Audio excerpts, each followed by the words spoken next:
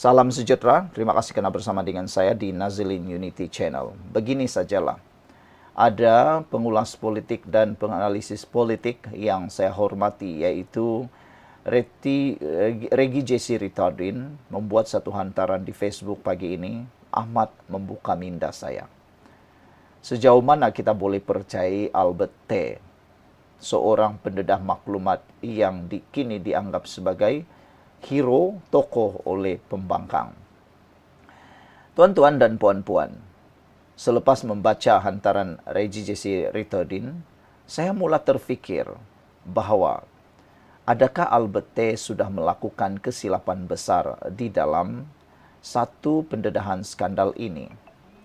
Kalau sebelum ini, mungkin rancangan pendedahan Albert T. itu sudah mula berjalan baik, lancar dan tanpa dapat dipersoalkan. Tetapi kini pendedahan beliau terkini tentang video berkait dengan isu skandal membabitkan setiausaha politik Anwar Ibrahim Muhammad Iskandar Mat Akin, kini kelihatan seakan-akan mula bercelaru dan menjerut leher Albert T. sendiri. Tindakan beliau mendedahkan satu video memaparkan seorang wanita yang dikaburkan muka mula menjerut leher Albert sendiri. Ini satu kesilapan. Apabila saya membaca pendedahan RJ Ritardin, saya mula terfikir bahawa mungkin Albert T. sedang melakukan kesilapan besar, langkah yang dia sangka betul tapi sekarang kini memakan diri beliau sendiri.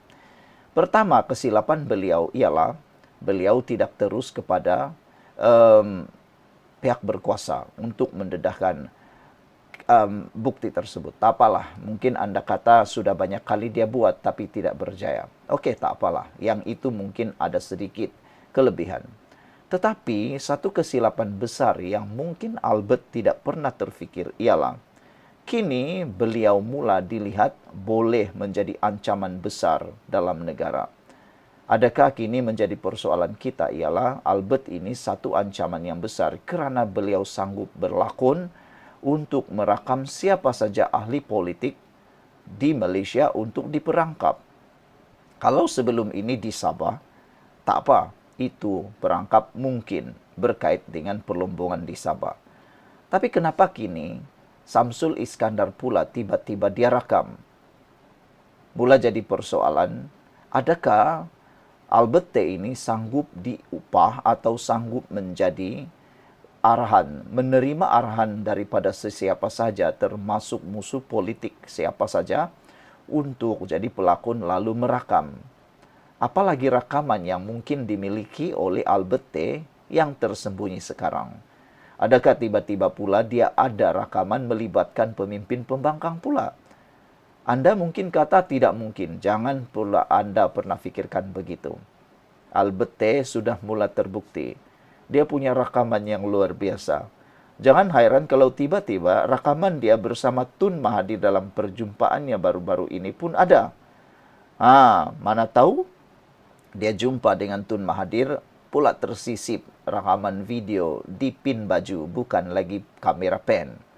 Siapa tahu kan? Tun Mahathir kena hati-hati dengan orang Albert T. ini. Jangan-jangan dia pun juga merakam apa yang dibualkan dengan Mahathir lalu dikerat-kerat perbualan itu menjadi sesuatu yang tular yang menjadi persepsi yang luar biasa. Okey, itu pertama. Yang kedua, bayangkan begini tuan-tuan. Kalau sewaktu Albert T. merakam perbualan dengan ahli-ahli politik daripada GRS Sabah, itu kita boleh terima dia rakam. Dia rakam untuk mungkin kepentingan dia ataupun ada tujuan untuk menjatuhkan kerajaan GRS Sabah. Okey, tak apa.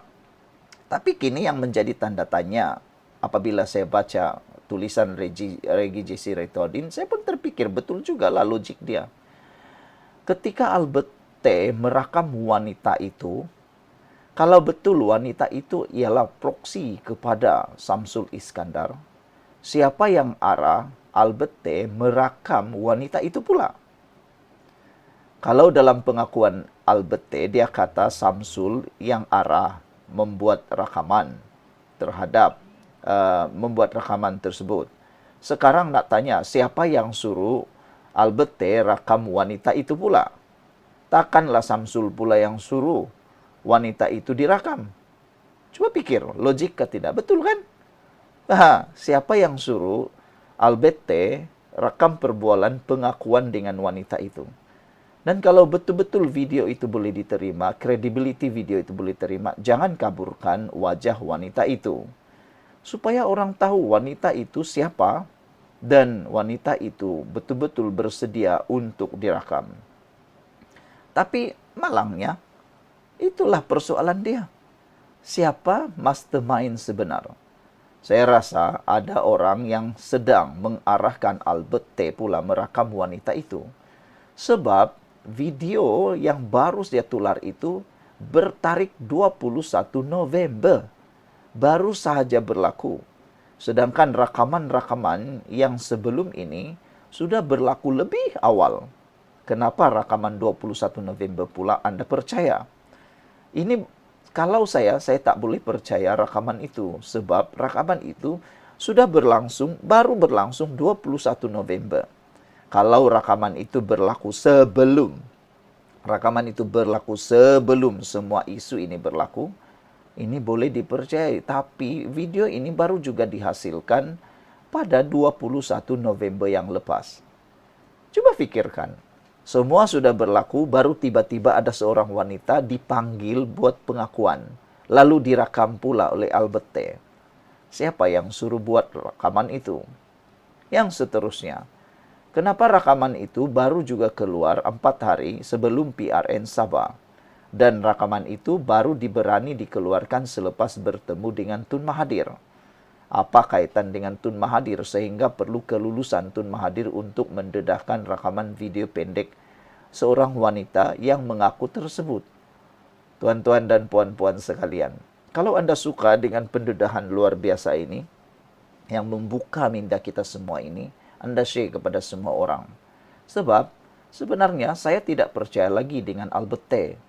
Pada pendedahan awal Albert T berkait dengan skandal rasuah Sabah, saya mula percaya dan saya mula menaruh harapan bahawa pendedahan besar boleh berlaku di Sabah.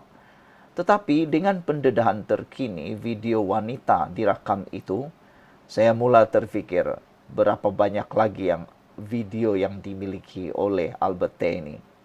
Dan siapa lagi yang dia sanggup untuk rakam selepas ini? Saya mula lihat Albert T memang bahaya. Dia boleh merakam siapa saja.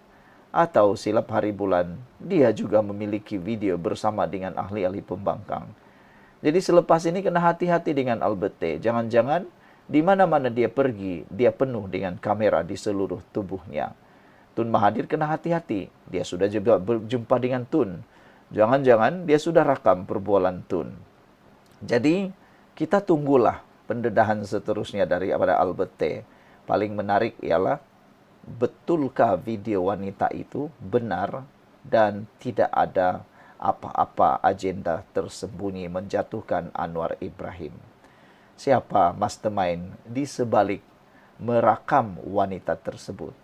Kalau Albert T kata mastermind merakam ahli parlimen, ahli Dewan Undangan Negeri Sabah adalah Samsul Iskandar.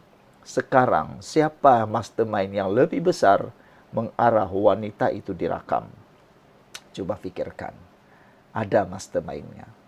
Game over, kata Jufazli. Checkmate. Sekian untuk kali ini. Jangan lupa tinggalkan komen Anda. Bye-bye. Sebelum kita teruskan ulasan hebat ini pada petang ini, izinkan dulu saya berkongsi dengan Anda semua. Ini ialah terapi imun transfer factor for life. Terapi imun yang meningkatkan daya imun badan kita sehingga 400%. Secara umum dan ringkasnya, apabila imun badan kita lemah, apabila imun kita bodoh, apabila imun badan kita tidak seimbang, kita kena penyakit dan sukar sembuh daripada semua jenis penyakit. Imun badan yang tidak seimbang juga menyebabkan kita kena autoimun. Tuan-tuan dan puan-puan sekalian, apabila imun badan kita jadi kuat, bijaksana dan seimbang, imun badan kita lah yang akan menyembuhkan semua jenis penyakit yang ada di dalam tubuh badan kita. Terapi imun ini mendidik, mengajar, menguatkan dan menyeimbangkan imun badan kita. Sebelum ini, apabila imun badan kita jadi lemah, bodoh dan tidak seimbang, imun badan kita gagal untuk menghapuskan semua akar penyakit yang bertumbuh di dalam tubuh badan kita. Apabila imun badan kita lemah, akar penyakit akan tetap bertumbuh, berakar dan bersarang di dalam tubuh badan kita. Jawapan kepada kesehatan yang optimum ialah peningkatan daya imun badan, penyeimbangan daya imun badan, dan menjadikan imun badan kita bijaksana. Apabila imun badan kita jadi bijaksana, maka kita sehat. Cepat dapatkan produk hebat ini melalui nombor telefon saya yang tertera. Produk ini lulus KKM, halal dan diperakui oleh doktor-doktor di seluruh dunia. Tuan-tuan dan puan-puan, ini mungkin jalan penyelesaian kepada masalah Anda yang Tuhan hantar kepada Anda semua. Mungkin Anda sudah berdoa bertahun-tahun untuk masalah kesehatan Anda, dan ini jawaban yang Tuhan hantar untuk Anda semua. Jom kita sambung berpolitik lagi.